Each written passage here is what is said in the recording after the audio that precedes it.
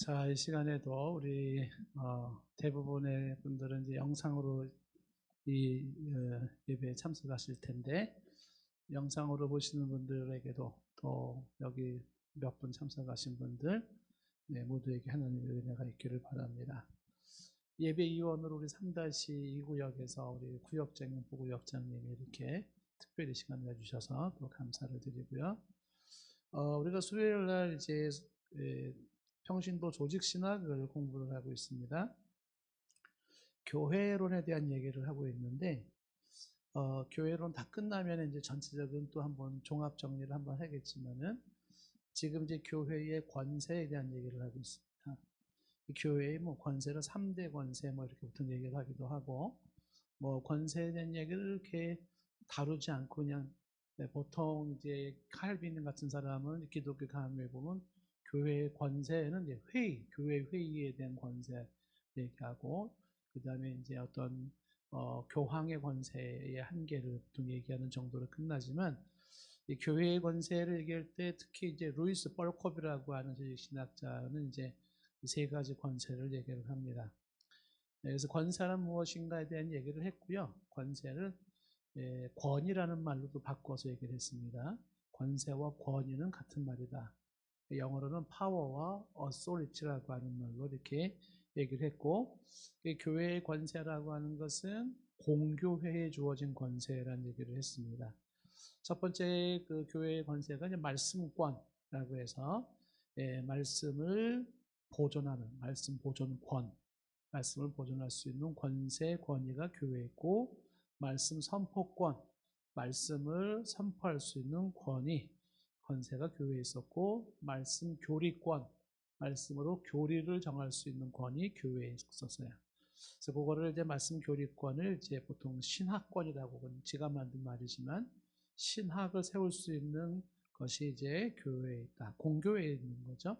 그래서 하나님의 말씀을 지키고 수호하고 선포하고, 그리고 이제 그 교리를 세운다는 건 말씀 해석권도 들어가는데, 말씀을 해석할 수 있는 것, 이런 게 다 교회의 권세다라는 말씀권을 얘기를 했고, 교회의 권세 중에 두 번째가 칠위권이라고 했습니다. 칠위권이라는 것은 그래서 권면과 징계라고 해서 교회의 질서 유지권 혹은 순결 유지권, 교회의 질서를 유지하고 순교를 유지할 수 있는 권세를 교회가 주었다. 그래서 교회가 어떤 사람을 권징하고 어떻게 권징할 것인지, 권징할 때에 권징을 받는 사람의 태도, 그리고 권징을 주어질 때 다른 교우들의 태도는 어떠해야 하는가, 이런 내용들을 우리가 보았습니다. 자, 그리고 교회 권세 중에 세 번째는 이제 봉사권이라는 이야기를 좀 잠시 해보겠습니다.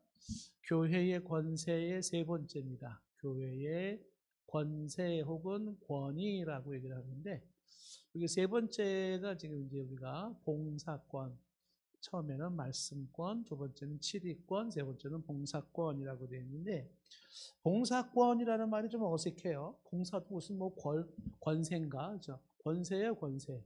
봉사할 수 있는 권세, 봉사할 수 있는 권위. 그래서 요거를 이제 다른 말로는 사역권이라고도 해요. 사역권. 그러니까 교회는 사역할 수 있는 권리가 있다, 혹은 권한이 있다, 권위가 있다라는 얘기죠. 사역권이라고 보통 얘기를 하는 것인데, 교회에서 이제 말씀 사역이나 치리 사역이나 혹은 이제 봉사 사역을 이야기할 때 우리가 이제 인식해야 되는 게 뭐냐면, 교회라고 하는 특정한 공동체 내에 내적으로 말씀 사역을 하는 것과 교회 밖에, 그래서 외적으로 말씀 사역하는 게 있어요. 보통 칠위권이라고 하는 것은 이제 보통 지금으로는 교회 내에서 이루어지는 것이지만, 이 권세에서 봉사권이라고 할 때 봉사권은 교회 안에서 이루어지는 봉사와 교회 밖으로 향하는 봉사를 다 포함하고 있는 거예요.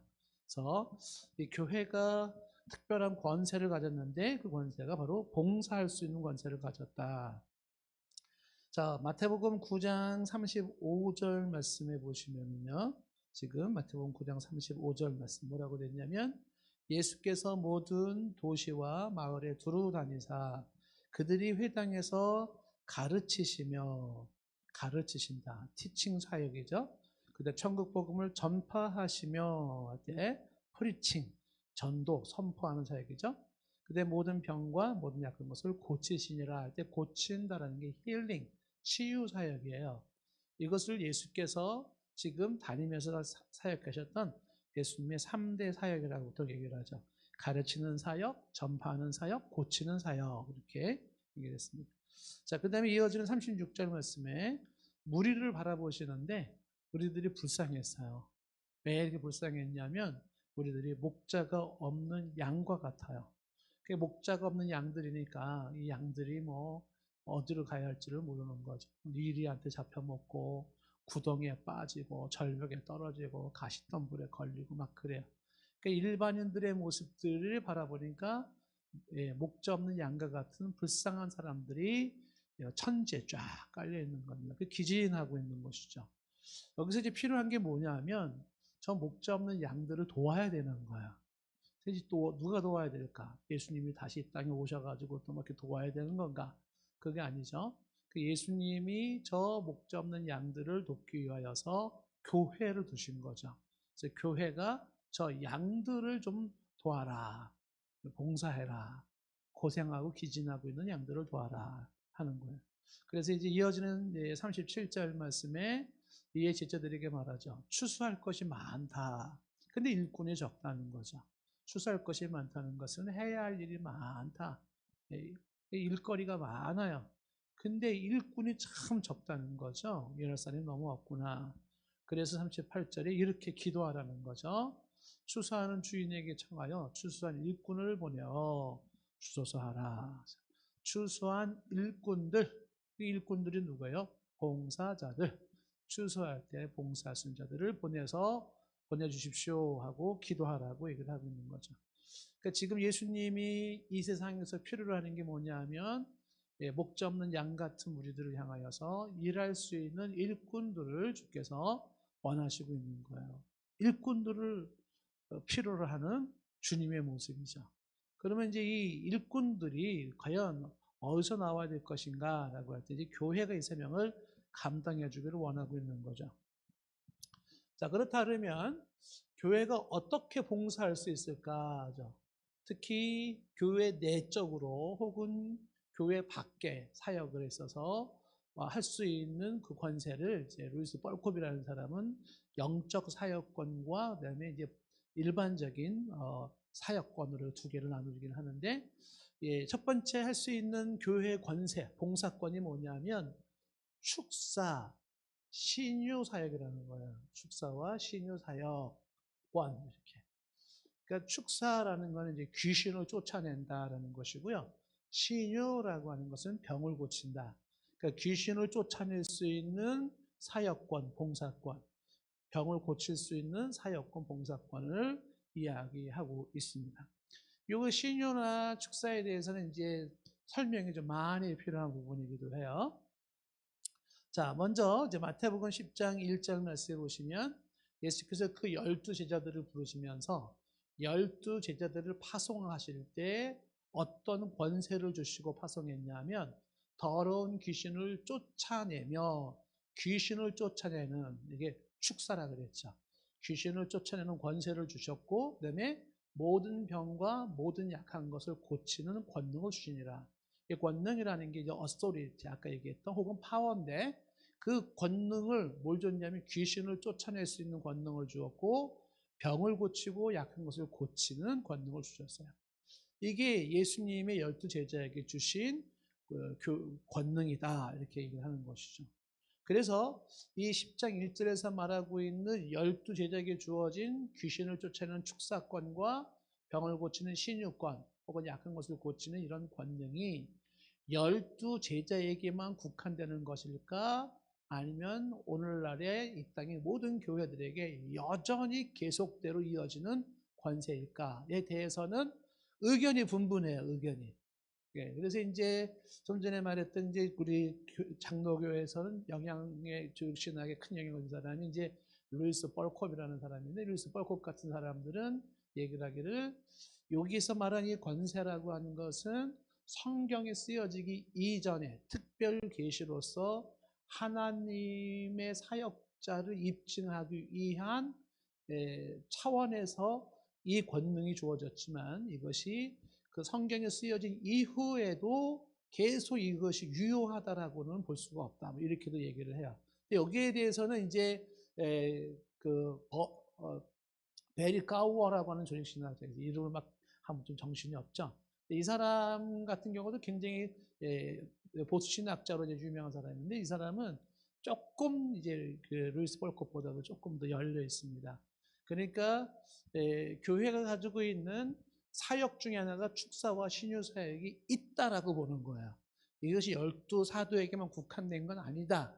이것은 지금 날도 교회가 가지고 있는 권세다 라고 말하면서, 그러나 여기에 치우치면 안 된다라고 하는 얘기를 이제 조심스럽게 덧붙이기 시작을 하는 거예요. 자, 그거 좀 이따 제가 한번 더 설명을 하도록 하고요.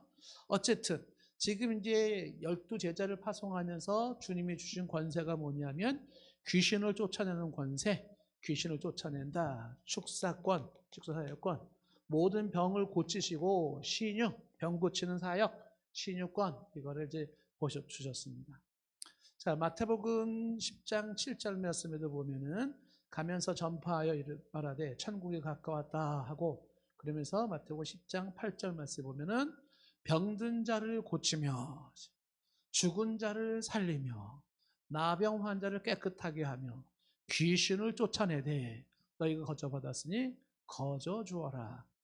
전파하여서 천국이 가까웠다라고 선포하면서 준 권세가 뭐냐면 지금 8절에 병든 자를 고치며 신유권이죠. 심지어 죽은 자도 살리고 나병 환자, 불치의 병이죠. 저주받은 병에 그걸 깨끗하게 하고 귀신을 쫓아내되 너희가 거저 받았으니 거저 주어라. 이렇게 말하고 있는 것입니다. 만약에 이제 이런 것들이 아까 이제 루이스 볼컵이라는 사람의 말처럼 성경에 쓰여지기 이전에 12제자들에게만 국한된 이야기고 그 이후에는 이거는 교회의 중권세가 아니다라고 말한다 그러면, 그렇다 그러면 야고보서 5장 14절 말씀은 어떻게 해석해야 될까 하는 거죠. 야고보서 5장 14절 말씀에 보면은 너희 중에 병든 자가 있느냐 그랬어요. 병든 자가 있으면 이는 교회의 장로들을 청할 것이고 그들은 주의 이름으로 기름을 바르면서 그를 위해서 기도해라. 병든 자를 위해서 기도하라 하고 얘기를 하고 있어요. 그러면서 이어지는 15절에 믿음의 기도는 병든 자를 구원한다. 주께서 그를 일으키시리라. 혹은 죄를 범하였을지라도 사하심을 받으리라. 그리고 이어지는 16절에 그러므로 너희 죄를 서로 고백하면서 병 낫기를 위해서 어떻게 해라? 서로 기도해라. 의인의 간구는 역사하는 힘이 크다. 만약에 이 병 낫기를 위해서 기도하라, 이런 이야기가 오늘날 교회에게 주어진 권세가 아니라면 이 말씀은 뭐 굳이 이렇게 쓰여질 이유가 없겠죠. 그러나 이 성경에서는 지금 계속적으로 우리에게 요구하는 게 뭐냐면 병든 자들을 위해서 기도해라. 믿음의 기도는 병든 자를 구원한다. 주께서 일으키신다. 그리고 병 낫기를 서로 기도하라. 이런 얘기가 있거든요.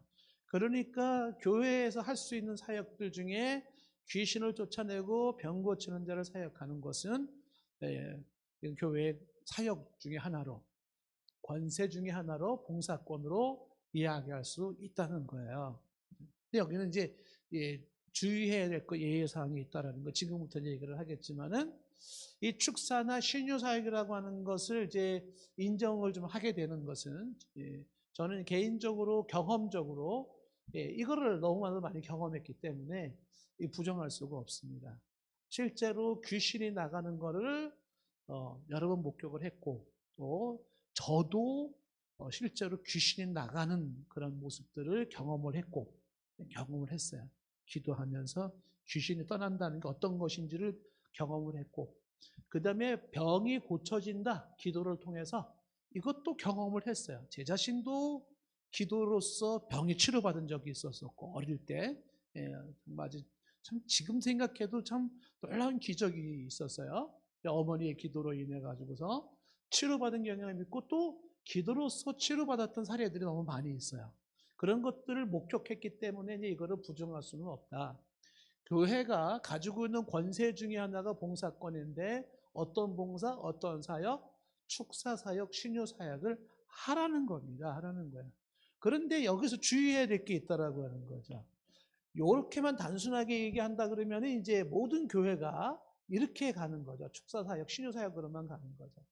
그래서 어떤 교회는 요 사역이 주사역이 돼버려요. 이게. 그렇게 되면서 사람들은 엄청 좋아하죠. 뭐 많이 몰리기 시작하죠. 그러나 여기는 아주 결정적인 이제 뭐라 그럴까요? 부분적인 치우친 모습이 있다라는 것이죠. 첫 번째 주의 사항이 뭐냐면 이 축사나 신유라고 하는 것은 이것은 모든 사람, 모든 교회에게 주어진 게 아니다라고 하는 거예요. 그러니까 모든 교회 혹은 교회라는 것은 무슨 성도나 어떤 특정인을 말하는 거죠. 교회에게 주어진 것은 아니다. 요 얘기부터 이제 먼저 해야 된다는 거죠. 그러면은 요게 축사나 신유는 마땅히 해야 되는데 그것이 항상 어느 사람, 어느 교회나 다 있어야 되는 것은 아니다라는 거예요. 그러니까 이것이 가능하지만 그러나 이것이 또한 항상 있어야 되는 건 아니다. 이런 생각을 가져야 된다는 것이죠. 빌립보서 2장 17절에 보면 이제 에바브로디도에 대한 얘기가 나오는데 빌립보서 2장 27절에 보면 이 에바브로디도가 병이 들었는데 죽게 됐어요. 병 들어 죽게 됐다. 그러니까 이제 치명적인 병이 걸린 거죠. 치료가 안 되는 거죠. 병 들어 죽게 되었는데 하나님이 그를 긍휼히 여기셨어요. 근데 하나님의 긍휼이 그 에바브로디도만 긍휼히 여긴 게 아니라 사도 바울도 긍휼히 여기셨어요. 그래서 사도 바울이 내 근심 위에 근심을 면하게 하셨다 이렇게 말하고 있어요. 여기 근심 위에 근심을 면하게 하셨다라고 하는 것은 그 애지중지하는 소중한 에바브로디도, 그 에바브로디도가 죽음을 눈앞에 두고도 막 봉사했어요. 죽음을 눈앞에 두고도 막 그냥 복음을 위해서 사역, 사도 바울을 위해서 막 봉사하는 모습이 너무 귀했어요. 그랬는데 하나님이 그 에바브로디도를 불쌍히 여기시고 또 사도 바울을 불쌍히 여기셨어요. 그래서 근심에 근심을 면하셨다는 게 바로 그 병을 치료하셨다는 거예요. 이랬을 때 이 에바브로디도는 어떻게 신유의 권사를 베풀어서 치료받았다는 개념이 아니라 이거는 하나님이 은혜로, 하나님이 이 에바브로디도에게 그 은혜로 불쌍히 여서 고쳐주신 거예요. 자, 중요한 것은 뭐예요? 병이 고침을 받았죠. 그런데 어떻게? 누군가가 안수를 해가지고 무슨 뭐 어떻게 막 그 초자연적인 능력을 행해서 막 이게 아니에요. 그게 아니라 하나님이 불쌍히 여기서 치료를 받게 했습니다. 이렇게 한 거예요. 그러니까 치료하시는 하나님이시지만은 어떻게 치료할까라고 할 때 축사 신유를 하나의 권세로만 생각해가지고서 마치 어떤 어떤 초능력을 행하는 사람처럼 이렇게 막 사람들을 이렇게 치료하는 그런 문제가 아니다라는 거죠. 자, 또 하나 한번 예를 한번 보면은요, 디모데를 이렇게 말하죠. 디모데전서 5장 23절 말씀해 보시면은 디모데전서 5장 23절. 디모데가 위장병이 있었어요. 위장병이 있는데 이제부터는 물만 마시지 말고 내 위장과 자주 나는 그 병을 위하여 포도주를 조금씩 쓰라 이렇게 얘기를 해요. 왜 포도주는 왜 이게 처방해 주는 거야, 처방. 그냥 기도로 휙 낙해 버리면 되지. 뭘 포도주를 조금씩 먹으라고 하나. 그러니까 하나님의 치료는 이렇게 이루어지는 것이죠. 하나님이 궁극적으로 치료하지만은 포도주를 조금씩 먹음으로써 그래서 네 위장 그리고 자주 나는 그 병에서 치료하라는 것은 일정한 약을 통해서 혹은 치료의 어떤 방법을 통해서 치료하라고 하는 것이에요. 교회는 마땅히 귀신을 쫓아내는 사역을 해야 되고 신유 병 고치는 사역을 해야 하는 거죠. 근데 어떻게 할 것이냐라고 할 때는 뭔가 그 신비한 그런 그 힘을 가지고서 뭐 슈퍼맨처럼 막 슈슈슈 뭐 이렇게 해서 고치는 개념이 아니라는 거예요. 그게 아니에요. 때로는 하나님이 불쌍히 여기서도 고치시고 때로는 포도주 같은 약을 쓰면서 고치시고 다양한 모습을 통해서 고치셔요. 근데 궁극적으로 고치시는 건 하나님이시죠. 그러니까 고침받기 위해서 기도는 해야 돼요. 그 마땅히 해야 되지만 그러나 그런 것들을 어떻게 할 것이냐라고 할 때는 그것은 지금 말하는 것처럼 이렇게 하나님이 은혜로 혹은 약을 쓰면서 이렇게 말하는 거죠. 우리 감리교를 창설한 요한 웨슬레라는 사람인데, 요한 웨슬레 일기에 보면은, 제가 그 웨슬레 일기를 보다가 이 웃어야 될지 아니면 그냥 이게 그냥 넘어가야 될지 굉장히 웃기는 장면이 하나가 나와요. 요한 웨슬레 일기에. 그게 뭐가 나오냐 하면, 요한 웨슬레가 사역을 어마어마하게 많이 했어요. 복음 사역을 위해서 한 번 가면 막 몇천 명 사람들 모여 사역을 하거든요. 사역을 하면. 그리고 사람들이 많이 몰려와요. 그리고 요한 웨슬레가 성령의 역사, 성령의 능력으로 초자연적인 역사가 나타난다는 걸 부정하지는 않아요. 그렇지만 거기에 치우치지는 않습니다. 근데 웃기는 일이 뭐냐면, 요한 웨슬레가 전도하러 막 다닐 때 가지고 다닌 게 있었어요. 뭘 가지고 다녔을 것 같아요? 혹시 좀 감이 오나요? 전혀 감이 안 오죠. 전기 충전기를 가지고 다녀요. 아니 왜 갑자기 그 뭐야? 웨슬레가 공공연하게 얘기하는 게 뭐냐면, 누가 아픈 사람이 오면은 웨슬레가 강조하는 게 뭐냐면, 전기 치료가 굉장히 좋다는 얘기를 많이 해요. 전기를 충전해 가지고 전기 치료를 받아라. 병든 사람이 오면은 전기 치료를 직접 해주기도 하고, 그리고 전기 치료를 받으라고 해요.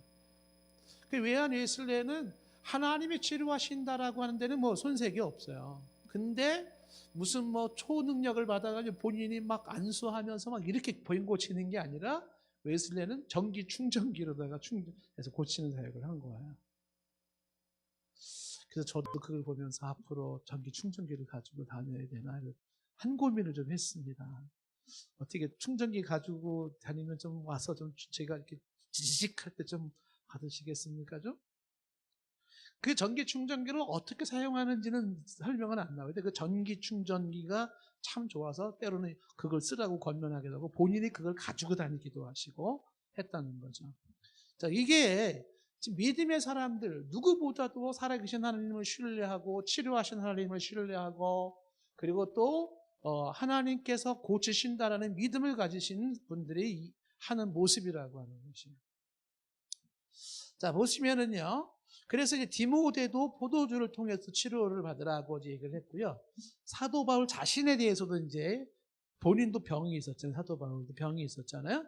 근데 어떻게 뭐라고 말했냐면, 우리가 지난번 보았죠. 고린도서 12장 7절 말씀에, 여러 계시를 받은 것이 지극히 크므로 내가 자만하지 않게 하시려고 내 육체의 가시, 그걸 사탄의 사자라고 말했는데, 이 육체의 가시가 뭐예요?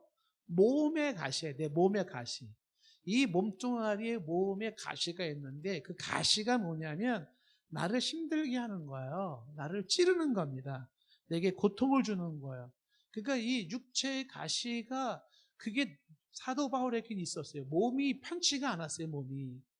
그 육체의 가시가 뭐 안질병인지, 사탄의 사자라 그랬으니까 간질병인지, 뭐 여러 가지 많은 얘기가 있었지만은 그 몸이 좋지 않았는데, 그 좋지 않은 몸을 위해서 그게 자꾸 자기를 쳐요. 그러면서 그것이 나를 치면서 본인이 자만하지 않게 됐어요. 교만하지 않게 됐어요. 나의 연약함을 자꾸 인정하게 만든 거였었어요. 그 몸의 가시가. 근데 그러면서 사도 바울이 말하기를 8절에 이렇게 말했어요. 내가 이 몸의 가시가 내 몸에서 떠나기 위해서가 뭐냐면 치료받기 위해서, 이걸 치료받기 위해서 3번 주께 간구했다는 거죠. 3번은 딱 3번만 한 게 아니라 반복해서 그런 뜻이거든요. 반복해서 하나님 내 병 좀 고쳐주세요. 너무 아파요. 내 몸을 찌르는 이것 좀 고쳐주세요. 나는 너무 힘들어요. 이렇게 계속 간구했어요. 계속해서. 그런데 하나님의 응답이 뭐냐면 9절에 말하기를 나에게 이르되 뭐래요? 내 은혜가 너에게 족하다. 그러면서 내 능력은 너의 약한 데서 온전해진다라는 거예요. 내 은혜가 내게 족하다라고 하는 이 이야기는 뭐냐면 안 고쳐주겠다는 거예요. 그래서 사도 바울은 평생 병을 가지고 살았다는 거예요. 우리가 지난번에 이제 존 칼빈이 별명이 종합병원이라고 했잖아요. 종합병원. 병이 엄청 많아요, 칼빈이. 근데 그 병을 가지고 평생에 귀하게 쓰임 받은 거예요, 사도 바울이. 칼빈이. 근데 사도 바울도 마찬가지인데, 사도 바울도 평생의 병을 가지고 살았어요. 근데 그 병은 기도해도 고쳐지지 않아요. 사도 바울이 많은 사람을 기도해서 고쳤지만 자기가 자기 병을 고치지는 못했어요. 정확하게 말하면 하나님이 고쳐주지를 않았어요. 하나님이 안 고쳐줬어요. 왜? 그 병이 있으므로 너는 교만해지지 않게 돼요. 첫째, 교만해지지 않게 돼요. 두 번째, 너의 연약함을 알기 때문에 하나님께 매달려야 돼. 자꾸만 하나님 도와주셔야 됩니다. 힘을 주셔야 됩니다. 그러면서 하나님의 권세와 능력이 내게 머무러져요. 그러니까 내가 약할 때 강해지는 게 뭐냐면 나의 한계가 있기 때문에 하나님 앞에 항복하고 하나님께 매달리고, 그랬더니 하나님이 힘을 주시고 능력을 주셔서 그 권세로, 그 능력으로 힘있게 사역을 할 수 있었던 거예요. 하나님의 의도가 그거죠. 그래서 사도 바울에게 병을 고쳐주지 않는 하나님이다. 병이 고쳐지지 않은 사도 바울의 모습이다. 그런데 한 가지 분명한 사실이 뭐냐면 12장 9절에 말했죠. 내 은혜가 내게 족하다라는 거예요. 내 은혜가 내가 족하다. 예전에 이 말씀과 제가 설교를 했지만 가시가 여전해도 은혜도 여전하다는 거예요. 질병이 여전히 있지만 은혜 또한 여전하다라는, 하나님의 은혜는 여전해요. 그러니까 내가 병이 있기 때문에 하나님의 은혜가 없다, 이게 아닌 거예요. 몸이 안 좋은, 치료받지 못하는 질병이 있다 하더라도 나를 향한 하나님의 은혜는 여전히 있는 거예요. 내 은혜가, 하나님의 은혜가 너에겐 족하다, 충분히 주어졌다라고 말을 하는 것이죠. 그래서 이 지금 나온 내용들에서 보는 것처럼 교회는 마땅히 축사나 신유 사역을 해야 되지만 항상은 아니에요. 항상 누구에게는 항상은 아니다라는 얘기예요. 그러니까 이것이 있을 수도 있고 없을 수도 있다는 거예요. 그러니까 있을 수도 있고 없을 수도 있기 때문에 그럼 교회가 신유 사역을 하지 말아야 되는 거냐? 아니에요. 해야 돼요. 하면서 뭘 항상 염두에 둬야 될까요? 계속 병든 자를 위해서 기도하고 내 병을 위해서도 기도하고 성도들을 위해서 병을 기도하면서도 동시에 놓치지 말아야 되는 것은, 그러나 하나님의 뜻이 이루어지는 것을 기뻐하는 거예요. 하나님께서 기도하는데도 치료해 주지 않는다면 치료해 주지 않는 것에 대한 하나님의 뜻하심이 있어요. 뭐 교만하지 말게 하라든지, 하나님을 항복하게 한다든지, 하나님께 의지하고 기도하게 한다든지, 여러 가지 의도가 있을 수 있는데 그 뜻을 헤아리는 게 중요하죠. 자, 뭘 얘기하고 있는 것입니까? 이게 지금 그 메르카우어라고 하는 사람의 생각이 이런 생각을 가지고 있는 거예요. 참 좋은 생각이죠. 교회는 마땅히 이 사역을 해야 된다. 그러나 이 사역이 항상 이루어지는 건 아니니까 모든 교회는 이게 있어야만 되고, 이게 있으면 참 종이고, 이게 없으면 거짓된 종이고, 이게 있는 교회는 살아계신 하나님이 역사하는 교회고, 이게 없는 교회는 하나님이 역사하지 않는 교회고, 그렇게 말할 수가 없다는 거예요. 그렇게 말할 수가 없다. 없을 수도 있다. 그럼에도 불구하고 이 사역은 계속해서 기도하고 나아갈 때 하나님이 불쌍히 여기서 고쳐주든지, 아니면 포도주를 먹으면서 고쳐주든지 안 고쳐주든지, 그건 하나님이 주권과 뜻에 맡겨버리는 거죠. 단지 교회는 지금 교회에 있는 성도들을 봉사하고 섬겨야 되고, 교회 밖에 있는 성도들을 섬겨야 돼요. 어떻게 섬기냐? 이 사역을 해줘야 되는 거죠. 계속 배후에 역사하는 귀신을 쫓아내줘야 되고, 그 다음에 그 병이 고침받도록 기도를 계속 해줘야 돼. 주의 뜻을 기다리면서 기도하는 거다. 왜 이 신유나 축사가 교회 사역권이면서 절대화시킬 수 없는가라고 할 때, 놀라운 사실은 사탄이 이 역할에, 사탄도 이걸 해요. 사탄이. 와, 이것도 웬일일까요? 마태복음 7장 21절 말씀에 예수님이 이렇게 말했죠. 나더러 주여 주여 하는 자마다 다 천국에 들어갈 것이 아니요 다만 하늘에 계신 나의 아버지의 뜻대로 행하는 자라야 천국에 들어간다는 거예요. 그러면서 이어지는 22절에 뭐라고 말해요? 그날에 많은 사람들이 나더러 이르되 주여 주여 우리가 주의 이름으로 무슨 노릇하고 선자 노릇하며 또 어떻게 해서 주의 이름으로 귀신을 쫓아내며 또 주의 이름으로 많은 권능을 행하지 아니하였느냐. 와, 귀신도 쫓아냈대요. 권능도 행했대요. 와, 참 종이네. 진짜 종이네. 이렇게 생각되지 않습니까? 그런데 예수님이 뭐라고 말했냐면 이어지는 23절에 그때 내가 저희에게 밝게 말하되 내가 너희를 도무지 알지 못한다. 불법을 행하는 자들은 내게서 떠나가라는 거예요. 주님이 모른다고 말하면서 불법을 행하는 자라고 얘기했던 이들은 누굽니까? 예수 이름으로 귀신도 쫓아냈고 예수님의 이름으로 권능도 행했던 사람이에요. 근데 예수님은 난 널 모른다 하는 거야. 그런데 이거 떠나가라 하는 거죠. 그럼 그 사람이 그동안에 귀신 쫓아낸 거 뭐며 주 이름으로 많은 권능을 행하는 건 뭐냐라는 거죠. 그 귀신이 역사 아니에요. 사탄이 역사예요. 사탄의 역사도. 그렇기 때문에 이것만 가지고 절대화해서 참종인이 거짓 종인이 참교인이 거짓 교인이라고 말할 수 있지가 않다라는 것입니다. 마가복음 13장 21절 말씀에 그때 어떤 사람이 너에게 말하되 보라 그리스도가 여기 있다 저기 있다 해도 믿지 말라. 이어지는 22절 말씀에 거짓 그리스도인들과 거짓 선지자들이 일어나서 그들은 뭐예요? 이적과 기사를 행하여 할 수만 있으면 택하신 자들을 미혹한다는 거죠. 이적과 기사를 행해서 어떻게 해요? 미혹하는 거예요. 거짓 그리스도와 거짓 선지자들이 이렇게 말하는 거죠. 그래서 보통 이제 이 축사 사역, 신유 사역에 이거를 주 사역으로 하는 사람들, 주 사역. 이 주 사역을 하는 사람 이런 데가 가장 약점 중에 하나가 뭐냐 하면 이런 생각하는 사람들이 예수 그리스도를 통한 그리스도가 이루어 놓으신 구원의 완성과 그것을 믿음으로 얻어지는 구원. 이 구원론의 약점이 하나가 있고요.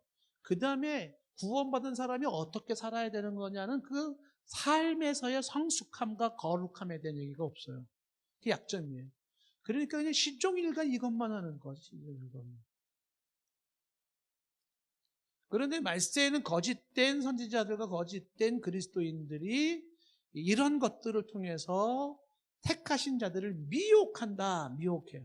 그러니까 우리가 교회에서 교회 사역은 이거가 있어야 되지만은 이런 데만 찾아다니는 사람이 있거든요. 눈이 동그래져 가지고. 그러면 지금 말한 것처럼 때로는 이 거짓된 자들이 이런 것 통해서 사람들을 미혹하고 유혹해서 그 영혼을 구원받지 못하게 할 수도 있습니다. 조심해야 되는 거죠. 자, 그런 주의사항들을 지금 우리가 염두에 두면서 이 사역을 해야 된다라고 하는 것입니다. 지금 여기서 얘기한 게 주의사항을 지금 얘기한 게 뭐였었어요? 사탄도 동일한 사역을 한다는 거죠. 동일한 사역을 한다. 귀신에 의한 역사인지 아니면 이게 순수한 성령의 역사인지는 어떻게 알 수 있을까요? 그거는 궁극적으로 이 사역들이 예수 그리스도를 향하게 만들고 예수 그리스도를 통한 구원을 이루게 하는가라고 하는 게 1차적인 확인하는 방법이고, 이런 거를 막 일어나고 있음에도 불구하고 예수 그리스도를 향해 눈을 열리지 않게 한다 그러면 어떻게 해요?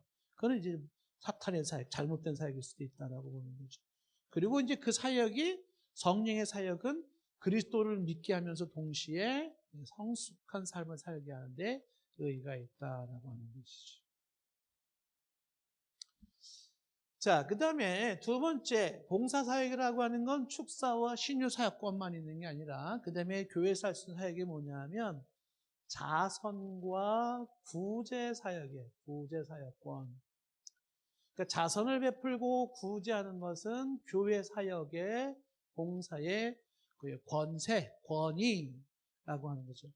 봉사, 사역.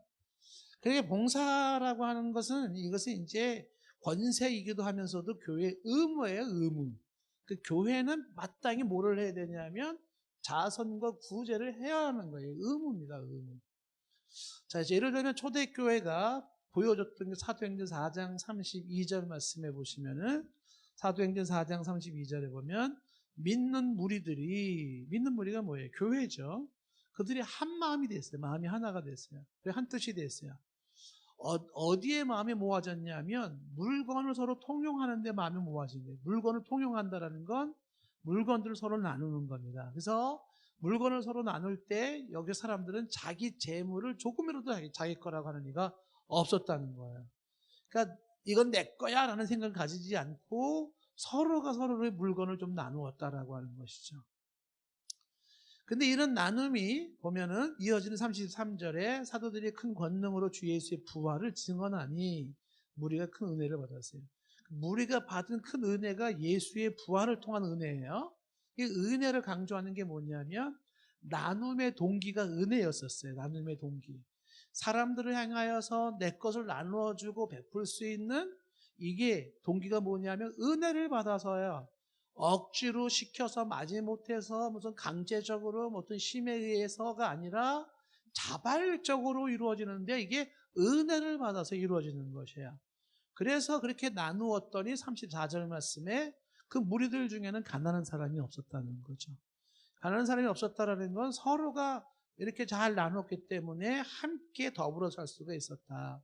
그래서 어떤 사람은 밭을 팔고 집을 팔아서 판 것을 갖다가 드렸다는 거죠.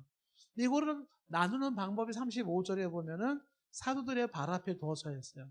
직접 이렇게 뭐 성도끼리 주거니 받거니 한 게 아니라 사도들의 발 앞에 교회에 헌금을 한 거죠. 교회 헌금을 하면 교회에서 이제 이걸 분배를 해서 뭐 가난한 사람과 뭐 그다음에 과부들과 이런 사람들을 위해서 필요를 따라서 이제 나누어지는, 그래서 질서 있게 교회가 물건을 나누는 사역을 했다라는 것입니다. 학살의 필요를 따라서 나누어졌다. 그 중에 이제 36절에 보면은 이제 구브로에서 난 사람이 있었어요. 예, 이 사람이 이제 바나바라는 사람인데, 바나바는 이어진 37절에 밭이 있으면 밭을 팔아서 그걸 가지고 사도들의 발 앞에 두었죠. 요걸 흉내냈다가 사도행전 5장에 하나니아 삽비라는 거짓말했다가 하나님 앞에서 이제 혼난 일이 있습니다. 그러니까 초대교회에서 보여준 사역이 뭐냐면 물질적인 구제 사역을 했었다는 거죠. 물질적으로 나누는 구제 사역을 했다, 자선 사역을 했다라는 것이죠. 자, 요 내용이 이제 고린도후서 우리가 8장에서도 보았죠. 고린도후서 8장 13절 말씀에 보시면은 이는 다른 사람들을 평안하게 하고 너희는 곤고하게 하려는 것이 아니라 결국은 교회가 균등하게 하려고, 서로가 균등하게. 이 균등은 어디서 이루어지는 거냐면 서로가 필요를 채워주는 나눔에서 균등이 이루어지는 거예요. 그래서 14절 말씀이 아주 참 묘한 말씀이죠. 지금은 너희의 넉넉함으로 그들의 부족함을 보충해야 돼. 후에는 그들이 넉넉해지고 너희가 부족해져요. 그때 그들이 채워줘서 또 균등해지는 거죠. 이런 균등이 교회에서 일어나야 한다는 것을 말하고 있는 거죠. 넉넉한 사람이 부족한 사람을 채워주는 그런 모습들, 이게 물이 흐르면서 똑같이 맞추는 거거든요. 그러면 어느 순간에는 이제 내가 좀 넉넉해서 부족한 사람을 채워주었는데 내가 부족한 순간에 주어질 때 또 넉넉한 사람을 채워주는 것, 이게 교회에서 해야 되는 사역이라고 말하고 있는 거죠. 그래서 봉사 사역이 그런 사역이다, 이렇게 얘기를 하고 있는 것입니다.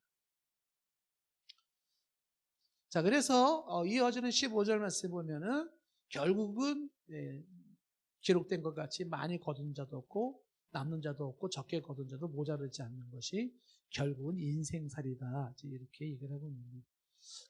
자꾸만 얘기하고 있는 게 뭐냐면 자선과 구제 사역을 하라라고 하는 것이 교회가 해야 할 사역이다, 이렇게 얘기를 하고 있는 것이죠.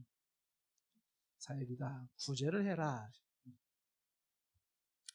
디모데전서 5장 9절에 는 과부로 명부에 오를 자, 나이가 60이 덜 되지 않냐고 한 남편의 아내였던 자로서 10절에 선한 행실의 증거가 있고 혹은 나그네를 대접하고 혹은 성도들의 발을 씻어주며 혹은 환난 당한 자를 구제하여 혹은 모든 선한 일을 행한 자, 이러한 과부를 교회가 도와줘라. 아무나 돕지 말고 특히 이런 사람들을 도와줘라.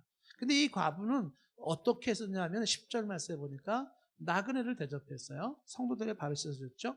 환난 당한 자들을 구제했습니다. 그리고 모든 선한 일을 행했던 자죠. 그러니까 이게 교회에서 마땅히 해야 할 모습이다라는 것이죠. 이 루이스 뻘콤 얘기를 보면 거기 이런 얘기가 나와요. 교회는 이 자선과 구제 사역이 마땅히 해야 할 건데 왜 이 구제 사역을 국가에다가 맡기냐, 이렇게 나와요. 국가에다 떠맡길 문제가 아니다라는 거죠. 국가는 당연히 이제 백성들 가운데 뭐 어려운 사람들을 어떻게 도울 것인지 하지만은 국가에다 떠맡기지 말고 교회가 이 일을 해야 된다. 예. 그렇게 얘기하는 이유는 이러한 물질적 사역이 그것이 곧 영적인 사역과 연결이 된다라고 보는 거예요. 자, 요한일서 3장 17절 말씀 보시면, 요한일서 3장 17절. 누가 이 세상에 재물을 가지고 형제의 궁핍함을 보고도 도와줄 마음을 닫으면 하나님의 사랑이 어찌 그 속에 있겠느냐. 도와줄 마음이 닫히면은 하나님의 사랑이 있다고 할 수 있겠느냐라는 거죠. 도와줄 마음이 닫혔으면, 이렇게 얘기를 하고 있죠. 도와줄 마음이 닫혔다. 그러니까 이 도와줄 마음이 닫혀 있다면 어떻게 하나님의 사랑이 그에 있다고 말할 수 있겠는가 하는 거죠. 이 도와줄 마음이라는 게 우리가 이제 생각해 봐야 되는 거죠. 이제 도와줄 마음이 있는가 없는가가 이제 이게 관건인 것이죠. 정말 돕고 싶은 사람들인가?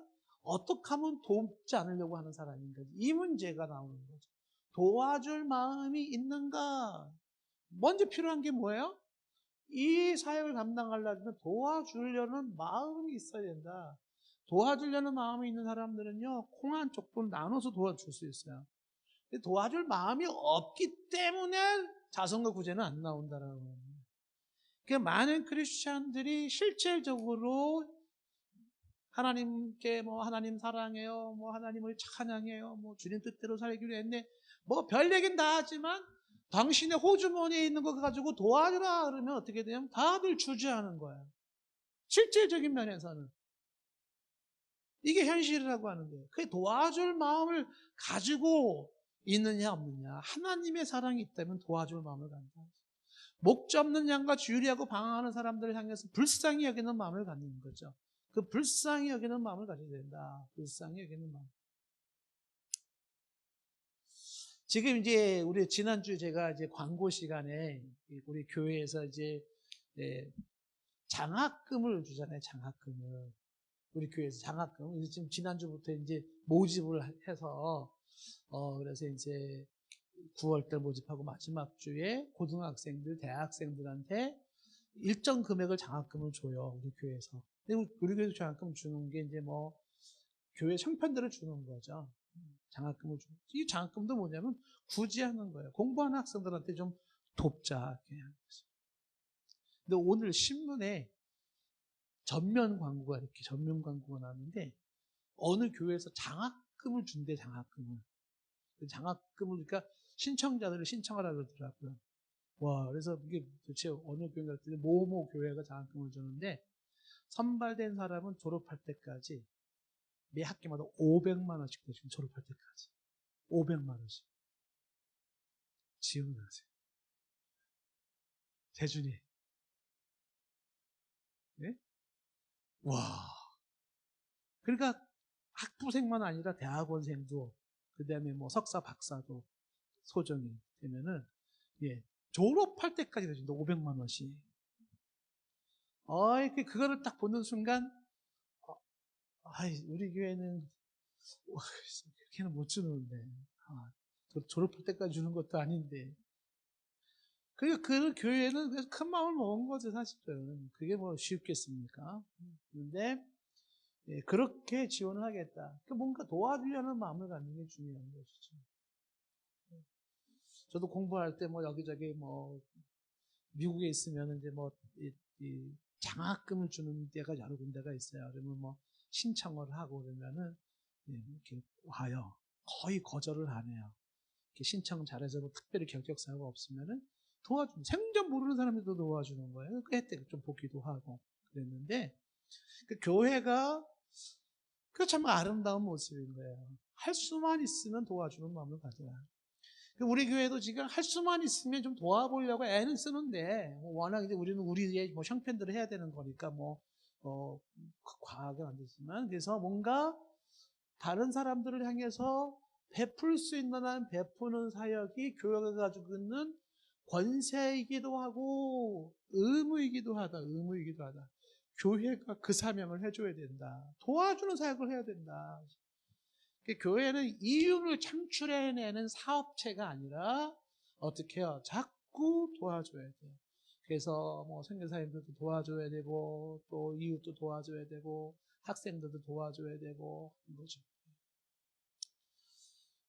저는 정말 돕고 싶은 사람 중에 한 사람이 누구냐면 학자들을 돕고 싶어요. 저는 학자들.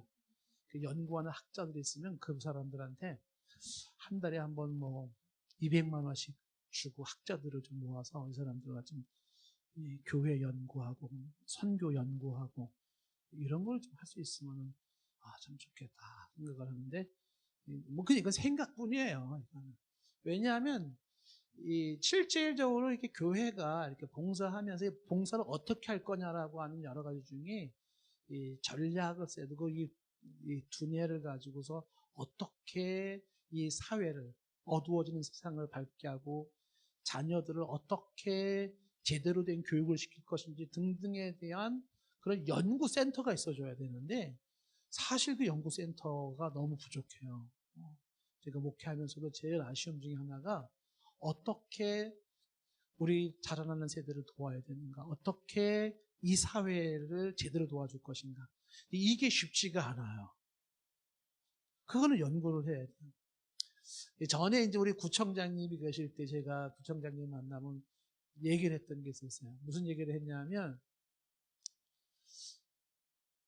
정부나 지방자치단체가 지역사회에서 할 수 있는 일이 많죠. 무슨 마을 만들고 많이 했는데 제가 보기에는 가장 큰 역할 중에 하나가 구민들, 시민들의 의식을 함양시키는 게 나는 굉장히 중요하다고 생각한다는 얘기를 했어요. 그래서 어떻게 이 의식을 함양시킬 것인가, 단적인 예로 질서의식 같은 것도 시민들이 좀 가져야 되지 않겠냐. 그래서 단적인 예를 내가 이제 구청장한테 얘기를 드는 게 뭐냐면, 우리들이 앞에 지금 동산교회 버스 정거장이 있지 않습니까? 그 버스 정거장에서 다른 사람에게 피해를 주지 않도록 거기서 담배를 피우고 담배꽁치 막 버리고 이런 것이 없도록 어떤 홍보를 하든지 계몽 운동을 하든지 이런 거라도 좀 해서 질서를 지키고 타인에게 피해를 주지 않는 이러한 좀 이 계몽이나 어떤 의식 전환을 좀 해야 되지 않겠는가. 그러니까 이제 그 구청장님이 그때 그런 얘기를 하더라고요. 그 의식 계몽을 좀 어떤 식으로 하면 좋을까? 여러 가지가 거시적으로 많이 할 수 있겠지만 남은 버스 정거장에서 담배를 피지 않도록 그런 거 이렇게 좀 팻말이라도 아니면 길바닥에다가 여기는 저기 정류장이니 흡연을 삼가게 바랍니다. 좀 붙여놓는다든지 해서라도 사람들이 좀 해야 되지 않겠냐고 했어요. 여러분들 그 버스 정거장에 가면은 여기 스티커 붙여 있는 거 아세요? 금연 금지 구역이라고? 제가 건의한 거예요. 계속 붙여 있거든요. 그 지역 사회를 위해서 어떻든지 간에 도와야 되는 일들은 많이 있다라는 거예요. 자, 그래서 이제 그 사역에 돕는 게 뭐냐면 교회 내와 교회 밖의 사역에서 자선과 구제 사역이 있는데 그런데 이 봉사 중에 하나가 저는 가장 좋은 봉사 중에 또 하나가 뭐냐면 이게 빛과 소금의 사역이에요. 그 빛과 소금의 사역이라고 하는 것은 성도들이 살아가는 삶으로서 봉사하는 거예요. 삶으로 봉사한다. 그러니까 마태복음 5장 13절 이하에 너희는 세상의 소금이니 라고 했잖아요. 세상의 소금이다 그랬어요. 그 소금이 맛을 내야 된다. 우리가 많이 쓰는 얘기잖아요. 맛이 없으면 쓸데없어서 버려진다, 밟힌다. 14절 말씀에도 세상의 빛이라고 했잖아요. 세상 속에서 빛을 발해줘야 돼. 왜? 세상은 어두워요. 누군가가 빛을 발해줘야 되는 거죠. 세상은 맛이 없고 썩었어요. 누군가가 소금을 해줘야 되는 거죠. 그 역할을 한다. 그러면 이 소금과 빛이 뭐냐? 16절 말씀에, 마태복음 5장 16절 말씀에 보면은 너의 착한 행실을 보고, 착한 행실이라고 하는 거죠. 그러니까 사람들을 향하여 봉사한다라고 하는 것이 뭐냐면 일상의 삶에서 보여주는 착한 행실이에요. 일상의 삶 속에서 보여주는 착한 행실이죠. 내가 바르게 살아주는 것만으로도 그것은 굉장한 봉사사역이 된다라고 하는 거예요. 나 하나만이라도 제대로 된 바른 삶을 살아주는 게 주변 사람들에게는 엄청난 봉사의 삶이 된다. 이게 교회가 가지고 있는 권세이기도 하고 의무이기도 한데 그거를 우리가 할 수 있어야 한다는 것이죠. 나 하나만 바르게 살아준다. 예를 들어서 말이죠. 보세요. 아까 신유의 은사에서 말한 것처럼 병이 있었어요. 내가. 혹은 삶에 없는 고난이 있었어요. 근데 치료받지 못하는 질병이 있거나 혹은 삶에 굉장히 어려움을 가지고 있다. 고난이 생겼다. 그랬을 때 착한 행실은 뭐겠어요? 질병과 어려움 속에서도 꿋꿋하게 살아주는 거죠. 그럼에도 불구하고 소임을 다하는 거죠. 그러한 살아가는 삶의 모습들이 빛이 되고 소금이 되어지는 거예요. 사람들한테. 와, 저렇게 어려울 때도 저렇게 변질되지 아니하고 저렇게 열심히 파이팅하며 살아가는 것이 있구나 라는 것을 보여주는 거죠. 그래서 사회를 아름다운 사회로 만들어가는 거예요. 내가 삶 속에서 질서를 지킨다. 내가 삶 속에서 모든 사역의 현장 속에서 정직하게 살아가요. 정직하게 살아간다. 그러면 어떻게 돼요? 이런 모든 것들이 다 착한 행실로서 굉장한 봉사사역이 되는 거예요. 봉사사역이 되는 거죠. 제가 이제 우리 그 아파트에서 이제 이 아파트에 우리가 살고 있는 데가 지금 16층에 살고 있어요. 16층에. 내 아파트를 탔는데 엘리베이터를 탔는데 제가 자전거를 가지고 먼저 탔습니다. 자전거를.